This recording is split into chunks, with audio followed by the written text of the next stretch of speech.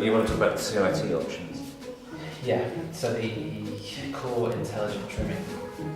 You should use that because that's a buzzword. So the CIT mode, core intelligent trimming system, which is what really makes the Nexus what it is in terms of its all-round capabilities. There's 3 knots. They're very, very easy to use, very easy to change your front bridle, nothing to be scared of. You can't get it wrong. Even if you set it up on a setting that you don't want it on, it's not going to do anything scary. It's just going to handle slightly differently. So what did you find? I think most people are going to use the middle setting. Yeah. It's jack of all trades in the middle setting, and then you can just tweak one way or the other. And that's what I liked about the Kite, that in its base setting, it's pretty usable, and whether you wanted to, smash out some wave riding or do some boosting, it worked really well. But if you felt the need to make it feel a lot more wave orientated, lose a bit of lift, turn a little bit more pivotally, I'm just changing like a knot on the leading edge on either side. And then obviously you've got the adjustment for the amount of loading up you want on bar pressure in terms of steering.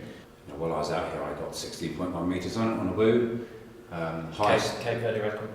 Highest jump ever in Cape Verde. And what surprised me is that was my second session. The first session was on the XR. I was, as per usual, expecting the XR to kind of take all the glory. The Nexus definitely is a good jumping kite. It wasn't just all the way up and all the way down really, really quickly. You get a really nice float and hang time off it as well. It's still very, very easy to use. I think that its DNA is much closer to the XR than the GTS. Where the Nexus XL is compared to the XR is around the corners, isn't it? So that's why it's great for wave riding, because there's no gap, even though you can get good shut off, but I don't think it shuts off to nothing, which is why it's so well behaved. I really, really like the way the Nexus turns.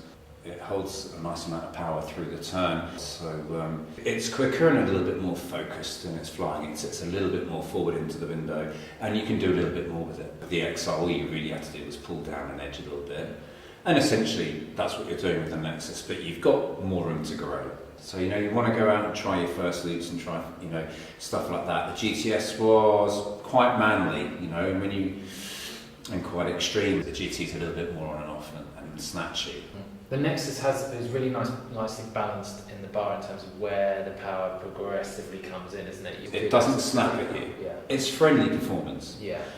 Having a wave kite that does produce a comfortable amount of lift does help with balance through jibes and turns and kind of, it can save you quite a lot.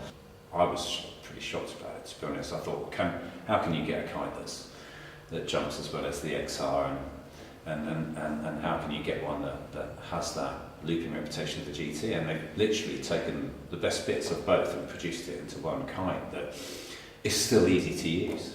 The only time I've really trimmed the kite down was to unhook, but for everything else, once I set it up for the conditions, it was pretty much perfect. The spread of usability is very, very big. Only full-on unhooked freestyle, people that want to do a slackline passing, it's going to, for sure, you can pass on it, but that's the only thing that it doesn't do as well as the rest.